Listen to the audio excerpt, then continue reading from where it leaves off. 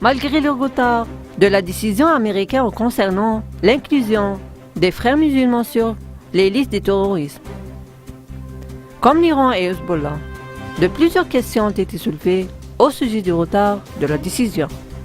Qui sont les bénéficiaires de l'existence du danger des frères musulmans dans le monde entier, pas seulement au Moyen-Orient? Ces questions ont été révélées par les divergences existantes, l'état de controverse et de confusion qui a accompagné l'annonce par la Maison-Blanche de son intention de prendre cette décision, afin de démontrer l'existence d'un lobby des frères dans les couloirs du processus décisionnel à Washington.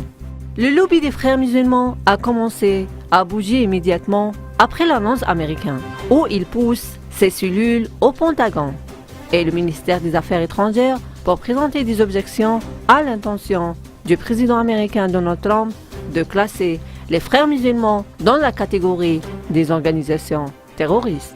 Ce lobby a également utilisé des médias face à l'administration américaine. Le magazine New York Times a publié un rapport de son correspondant au Moyen-Orient, David D. Kirkpatrick, qui a affirmé que les frères musulmans ne répondaient à la définition légale du groupe terroriste et que sa classification pouvait avoir des conséquences inattendues dans les pays alliés, où le groupe traite avec les partis politiques éminents en référence à la pression sur l'administration américaine pour réviser sa décision.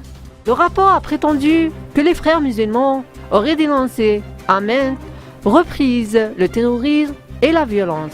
Elle a posé cette question sur l'histoire du groupe et ses relations avec les organisations classées comme organisations terroristes par les États-Unis, en oubliant ainsi l'histoire noire du groupe des frères musulmans dans plusieurs des pays en raison de ses actes terroristes et son association directe avec des milices armées dans le monde entier.